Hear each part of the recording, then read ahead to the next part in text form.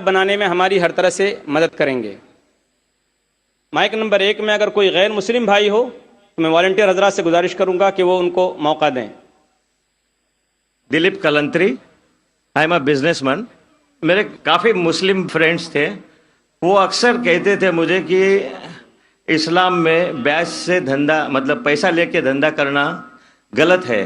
مجھے اکثر وچار آتا تھا کہ یہ کیسے ڈیولپمنٹ ہوگا، لیکن آج کا پریزنٹ سینیریو پورے دنیا کا دیکھتے ہوئے ایک ماننا پڑ رہا ہے کہ جس نے اپنا گھر گروی رکھ کے قرض لیا اور پروفٹ جس میں ملتا ہے اس شیئر بازار میں لگایا، ان کا گھر بھی تباہ ہو گیا۔ یہ جو سائنس آج آپ نے بتایا کہ اسلام ایک سائنس ہے، جیسے سائنس کے اوپر بھی کام کرتا ہے، تو یہ جو بات انہوں نے آج کے 1400 سال پہلے اگر کہی ہوگی کہ بیاج لینا غلط ہے، حرام ہے، اس کے پیچھے اس کی کیا فلسفی تھی، یہ میں جاننا چاہوں گا سر۔ بھائی صاحب نے بہت اچھا سوال پوچھا کہ اسلام میں ان کے بہت سے دوست مسلمان دوست کہتے ہیں کہ بیاج لینا حرام ہے، وہ یہ نہیں جانتے تھے کیوں حرام ہے، لیکن ابھی پتہ چلا کہ جو دنیا کی حالت ہے اکنامک میلٹ ڈاؤن میں، وہ جاننا چاہتے ہیں کیوں یہ حرام ہے۔ اور قرآن مجید میں کم سے کم 8 جگہ لکھا ہے بیاج کے بارے میں۔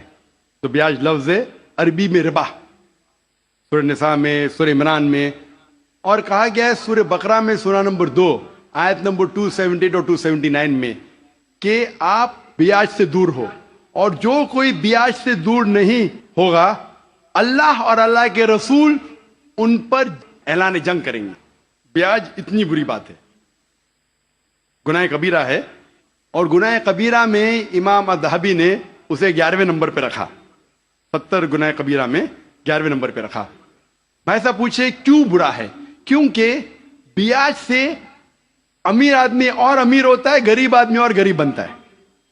امیر آدمی اور امیر ہوتا ہے، غریب آدمی اور غریب بنتا ہے۔ عام طور پہ آپ جب لون لینے جائیں گے تو غریب آدمی کو لون کا ملتا ہے، اور امیر آدمی بتائے گا میرے پاس یہ میرے پاس وہ ہے تو اس کو لون ملتا ہے۔ تو امیر اور امیر بنتا ہے، غریب اور غریب بنتا ہے۔ اسی لیے قرآن میں سورہ الحشر میں سورہ نمبر 59 آیت نمبر 7 میں اللہ تعالیٰ فرماتے کہ زکوٰۃ دو تاکہ دولت انسانوں کے بیچ گھومے، صرف امیروں میں نہیں رہے۔ اور بیاج سے کیا ہوتا ہے؟ ان اسلامک فلسفی ہم کہتے ہیں پروفٹ اینڈ لاس شیئرنگ، منافع اور نقصان کو ہم بانٹیں گے۔ منافع اور نقصان بانٹنے سے پوری اکنامی ترقی کرتی ہے، اور بیاج سے آپ بینک میں بیاج لیتے ہیں، منافع یا نقصان 8%، 10%، 12% آپ کو دینا ہی دینا، نقصان یا منافع۔ لیکن آپ دیکھتے شیئرنگ آف دا رسپانسبلٹی، اگر نقصان ہوا تو ہم نقصان شیئر کریں گے، پروفٹ ہوا پروفٹ شیئر کریں گے۔ بیاج میں کیا ہوتا ہے؟ مثال کے طور پہ بینک میں، میں ایک لمبی تقریر دے چکا ہوں اس پہ، ابھی وقت نہیں ہے، صرف یہ بولوں گا کہ بیاج میں کیا ہوتا ہے۔ مثال کے طور پہ بینک اے کے پاس سپوز 100 روپیہ ہے، وہ بینک بی کو 10 روپیہ رکھ کے 90 روپیہ دیتی ہے بینک بی کو، بینک بھی اس میں سے 9 روپیہ رکھتا ہے، باقی کا 90% دیتا ہے بینک سی کو، بینک سی 10% رکھتی، 90% رکھتی ڈی کو، ڈی دیتا ای کو۔ تو لوگ کہتے ہیں مارکیٹ میں ہزاروں روپے ہے کتنے؟ 100 روپیہ۔ تو آج کی تحقیق کہتے ہیں مارکیٹ میں فلوٹ ہو رہا ہے $6 ٹریلین، ہے تو کچھ نہیں، بہت کم فلوٹ ہو رہا ہے $6 ٹریلین۔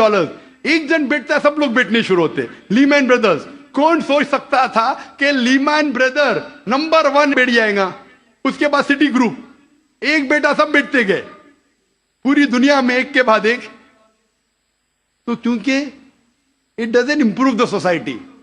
اسلامک وے کے اندر جانچ پڑتال ہوتی کس کو لون دینا کس کو نہیں دینا، پروفٹ اینڈ لاس شیئرنگ ہے۔ سن 1980 میں بینک فنڈ کرتی تھی گیملنگ ڈین کو، شراب کھانے کو، کامن ہو گیا۔ اس کے بارے میں اگر تقریر میری سنیں گے، interest free economy promulgated by the Quran, ربا کس طریقے سے حرام ہے، اس کے اوپر تقریر میں نے کی ہے، اگر وہ سنیں گے اس میں اور ڈیٹیل میں تذکرہ کر رہا ہوں کیوں انٹرسٹ حرام ہے۔ لیکن ان شارٹ واپس سے آج جاپان، امریکہ سینڈنگ ایمیسریز اسلامک بینک کے بارے میں جاننے کے لیے۔ ہماری گورنمنٹ کے پاس ہم گئے تھے، میں فائنانس منسٹر چدمبرم جو فائنانس منسٹر تھے ان سے ذکر کیا تھا کہ اب اسلامک بینکنگ کیوں نہیں شروع؟ انشاءاللہ کریں گے، جب میں ملاقات ہوئی تھی جدہ میں۔ لیکن RBI پرمیشن نہیں دے رہی ہے کیونکہ انہوں نے تحقیق نہیں کی۔ انگلینڈ دے چکی ہے، کئی ممالک دے چکے. انڈیا بھی اگر اسلامک بینک کو جس میں پروفٹ اینڈ لاس شیئرنگ ہے اگر اس کی اجازت دی تو انشاءاللہ انڈین اکانومی بھی بڑھیں گی انشاءاللہ. Hope that answers the question. Mic number 1 میں کوئی غیر